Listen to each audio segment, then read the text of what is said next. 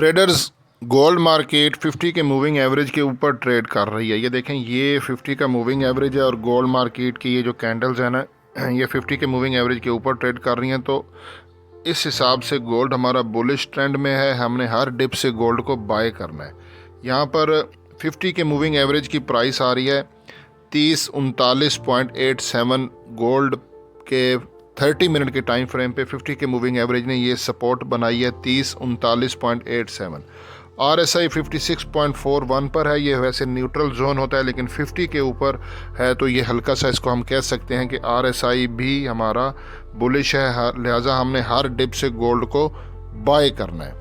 यहाँ पर अगर हम कल की सूरत हाल देखें, कल जो federal fund rates high impact news गुजरी हैं, ये देखें, ये USD 11 PM को फेडरल फंड रेट, तो वो प्रीवियस था 4.50, फोरकास्ट 4.50 और उसकी एक्चुअल प्राइस भी 4.50 ही आई है एज इट सेम। तो इसका कोई भी ना पॉजिटिव नेगेटिव कोई इफेक्ट नहीं है।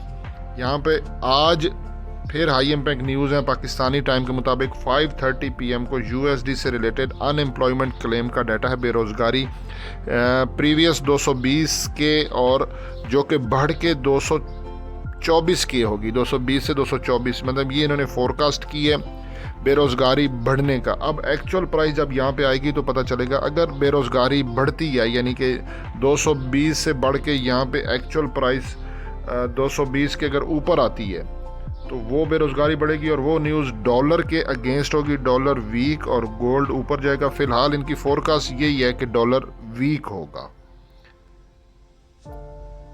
इसके साथ अगर बुलिंजर बैंड गोल्ड के 30 मिनट के टाइम फ्रेम पर अप्लाई करें तो हमने, क्योंकि बाय की अपॉर्चुनिटी देखनी है, तो ये नीचे वाला जो बैंड है, लोअर बैंड, ये होता है सपोर्ट और ये प्राइस आ रही है 3036.62 पे। हमारे लोअर बैंड ने सपोर्ट बनाई है और यहाँ से गोल्ड को बाय करें 3036 से।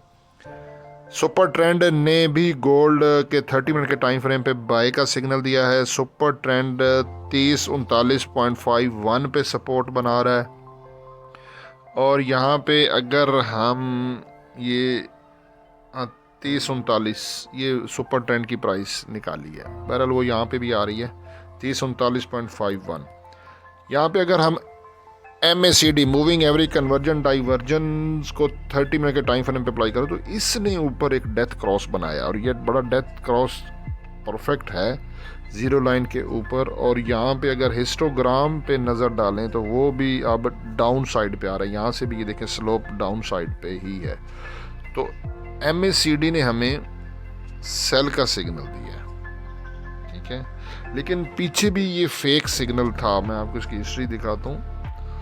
तो यहाँ पे अगर आप देखें तो ये डाउन आया, लेकिन यहाँ पे भी, यहाँ पे भी, अब यहाँ पे भी।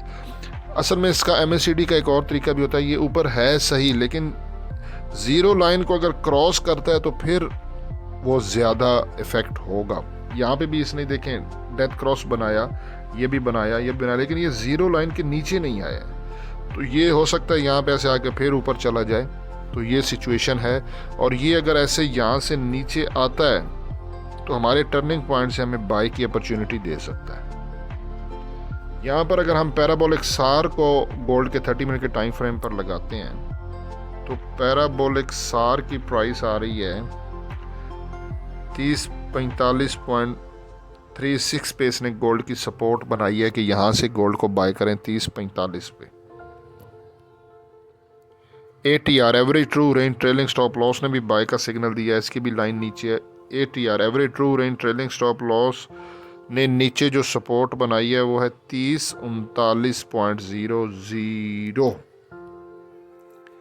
ये डेली कैंडल्स की पूरी डिटेल है। कल गोल्ड मार्केट ओपन हुई थी 3033.77 पे, उसने लो लगाया 3022.49, हाई है 3051.80। ये देखें, ये बहुत इंपॉर्टेंट है। कल 19 मार्च 3051.80 का हाई था कल का, आज 20 मार्च को गोल्ड मार्केट ने कल के हाई को ब्रेक किया है 3056.12 और ये इंडिकेशन है कल का हाई ब्रेक होना कि गोल्ड ऊपर जा सकता है।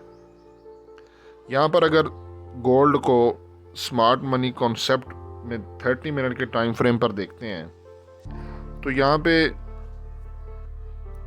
एक तो ये बाय का जोन है और एक ये नीचे बाय का जोन है, क्योंकि MACD को जब मैंने देखा है तो वो हिस्टोग्राम डाउन बन रहे हैं। तो ये नीचे वाले बाय जोन पे मुझे ये कैंडल नज़र आई है।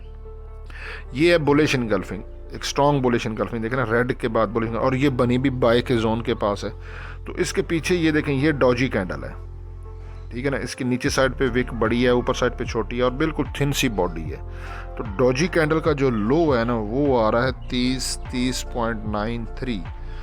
तो आप को जो मेरा टर्निंग पॉइंट, मैंने कुछ फिबोनाची की रिट्रेसमेंट भी की है, सारी कैलकुलेशन मैथमेटिकली करने के बाद 30 टर्निंग पॉइंट है और ये हमारा SL है।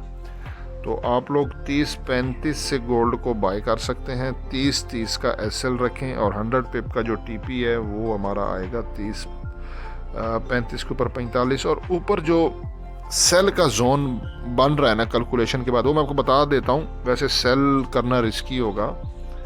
30-80 पे एक रेजिस्टेंस है, वहाँ से सेल कर सकते हैं 80 के करीब से। 30, 81, 82, 83 का SL जब ऊपर कोई एविडेंस बनाए, मतलब बेरिश इनगल्फिंग बने या शूटिंग स्टार कैंडल बने ऊपर इस एरिया के पास, जब टाइम फ्रेम M5 कर दिया करें, ऊपर कोई एविडेंस बनाए तो फिर शायद यहाँ से सेल किया जा सकता है।